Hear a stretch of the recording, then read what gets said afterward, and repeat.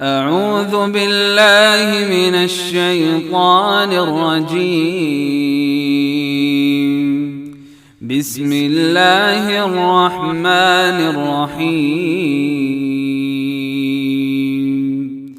قد خلت من قبلكم سنن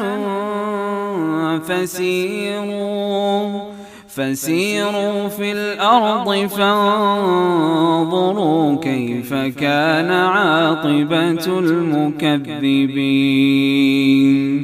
هذا بيان للناس وهدى وموعظة للمتقين.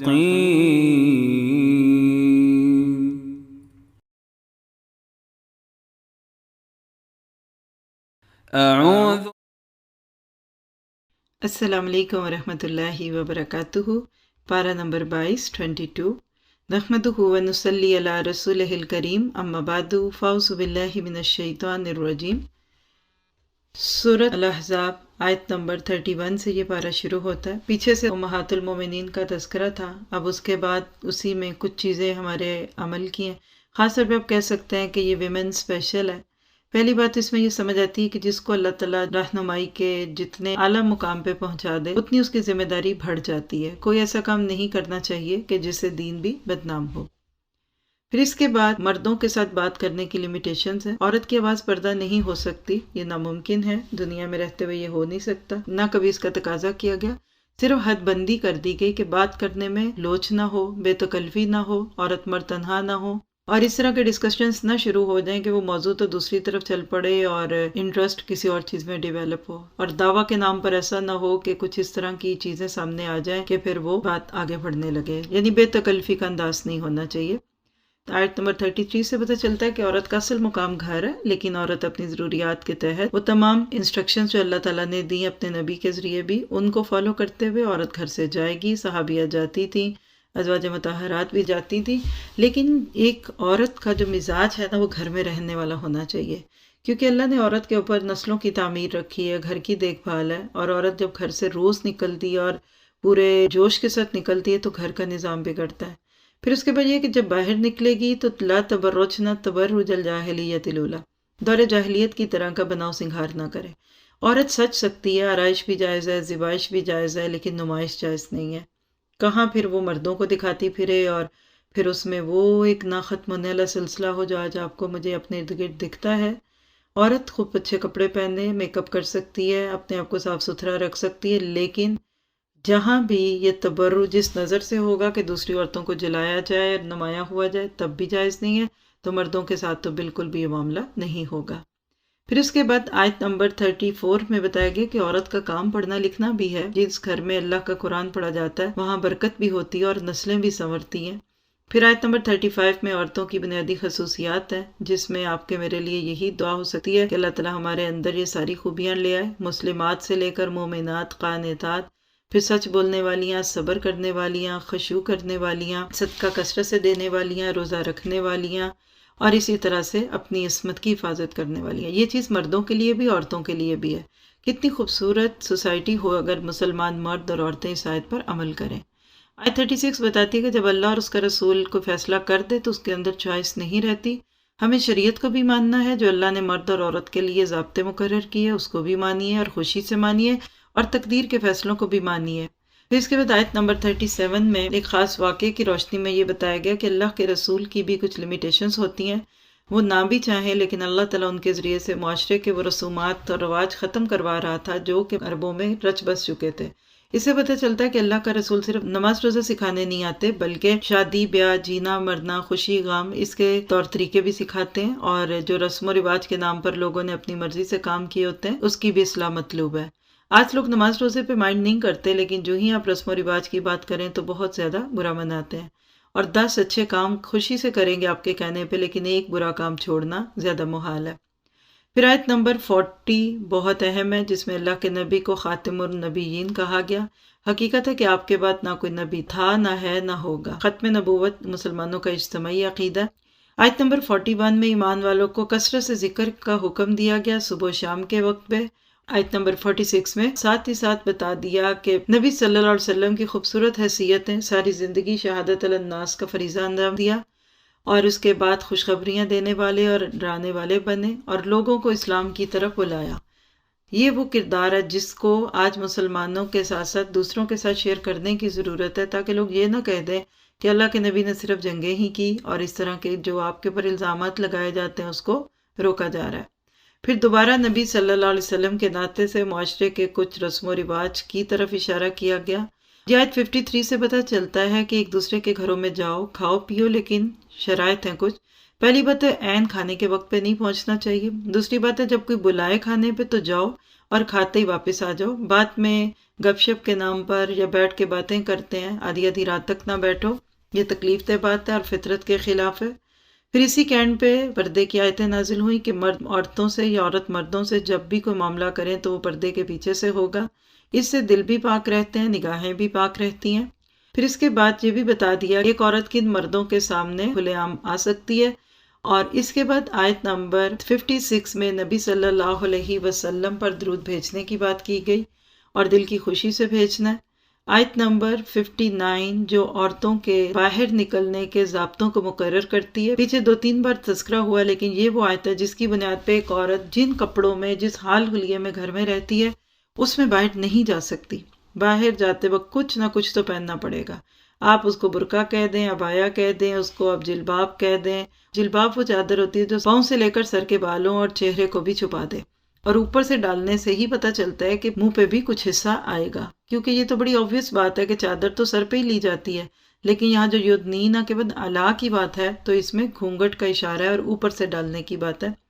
پھر اس کے بعد ان لوگوں کی باتیں ہیں جو ایسی باتوں کو بنیاد بنا کر، جس میں عورتوں اور مردوں کے لیے کچھ ضابطے مقرر کیے گئے، کسی بھی سوسائٹی میں افواہیں پھیلاتے ہیں اور اسلام کے اوپر بات کرتے ہیں۔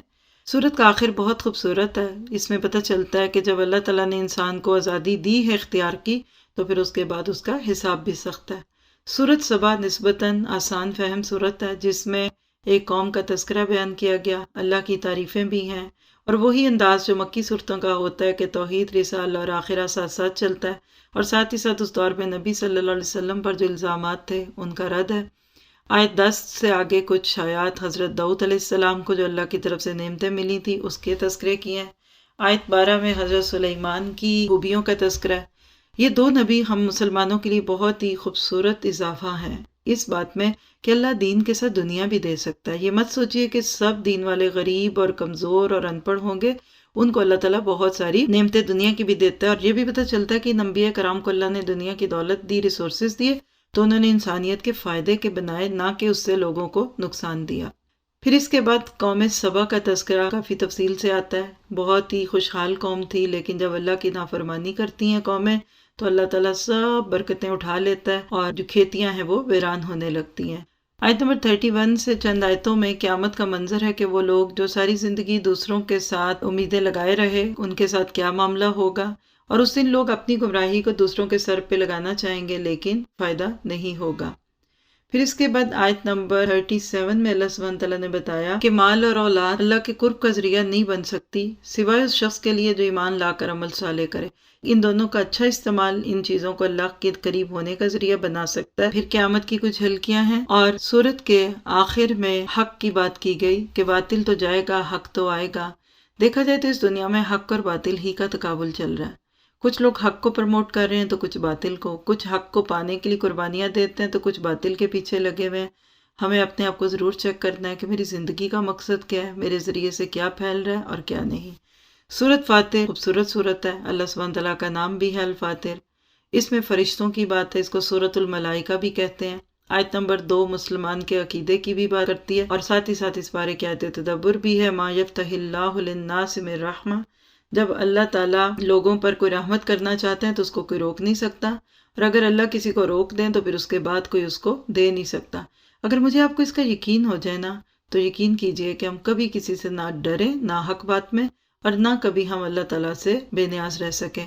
پھر اس کے بعد آیت نمبر 10 میں بھی عزت کی بات ہوئی۔ عزت کس کی ہے؟ اللہ کی۔ ہم عموماً چھوٹے چھوٹے گناہ کرتے ہیں اور کہتے ہیں عزت کا مسئلہ ہے، کیا کرے، خاندان ہے، برادری ہے، تو عزت تو اللہ کی طرف سے ملے گی۔ اور اسی آیت میں ایک بہت ہی بڑی بات ہے کہ کلمہ جو ہم پڑھتے ہیں لا الہ الا اللہ، یہ اچھی اچھی باتیں کرتے ہیں، یہ معلق رہتی ہیں کب تک؟ والعمل الصالح یرفعہ، جب ہم نیکیاں کرتے ہیں نا پھر یہ ہمارے اس کلمے کو اللہ کے پاس لے کر جاتی ہیں، ادروائز وہ پھر زبان کی نوک سے خود کو مسلمان کہنے والی بات ہی لگتی ہے۔ پھر اس میں اگلی آیت میں کچھ چیزوں کا تقابل ہے، اور اللہ تعالیٰ نے بڑے پیار سے بتا دیا کہ تمہارے لیے میں نے سی فوڈ حلال کیا، کھاؤ پیو، سمندروں کی تہوں میں تمہارے لیے گونگے اور موتی رکھ دیے، پہنو، استعمال کرو، ڈسکور دا ورڈ۔ اللہ تعالیٰ دنیا کی نعمتیں مسلمان پہ حرام نہیں کرتا، شرط یہ ہے کہ اس کو لے کر اللہ کا بھی قرب ہو اور ان کو پا کر غافل نہ ہو جائے۔ آیت نمبر 15 اور 16 انسان کو اس کی اوقات دکھاتی ہیں۔ تدبر اس پہ بھی کیا جا سکتا ہے کہ یا ایھا الناس، اے لوگو تم فقیر ہو اللہ کے سامنے اور وہ غنی اور حمید ہے۔ اصل بات ہے دنیا میں ایک بچہ آتا ہے تو ماں باپ کے آگے بہت محتاج ہوتا ہے، اس کو اپنی ماں کی بہت ضرورت ہوتی ہے، لیکن آہستہ آہستہ پھر وہ خود مختار ہوتا ہے۔ لیکن اللہ تعالیٰ کے ساتھ معاملہ تھوڑا سا فرق ہے۔ جتنے ہم اس دن مجبور تھے جب پیدا ہوئے مرنے تک، بلکہ مرنے کے لیے بھی اتنے ہی مجبور رہتے ہیں۔ پھر اس میں اللہ سبحانہ تعالیٰ بتاتے ہیں کہ اگر تم بے نیاز ہوگے تو میں تمہیں نکال کر کسی اور کو لے آؤں گا، تو ہم میں سے کوئی اللہ کی ضرورت نہیں ہے۔ اور پھر خاص طور پہ آیت نمبر 18 میں بتایا کہ قیامت کے دن بوجھ سے لدا ہوا شخص چاہے اپنے قریبی رشتہ داروں کو بھی بلائے کہ آؤ میری مدد کرو، لیکن لوگ اس کی مدد نہیں کریں گے۔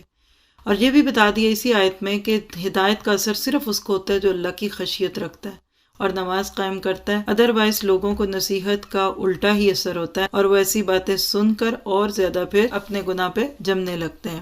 پھر اس کے بعد آیت نمبر 29 میں کچھ نیکیوں کا تذکرہ ہے، کتاب کو پڑھ کر نمازوں کو ادا کرنے والے، ڈھکے چھپے اللہ کے راستے میں خرچ کرنے والے ایک تجارت کر رہے ہیں اللہ تعالیٰ سے، اور اللہ ان کو پورا فائدہ دے گا۔ آیت نمبر 32 اور اس سے اگلی آیات امت مسلمہ کے لیے اسپیشل ہے کہ جب نبی صلی اللہ علیہ وسلم اس دنیا سے گئے تو پیچھے امت 3 حصوں میں بٹ گئی۔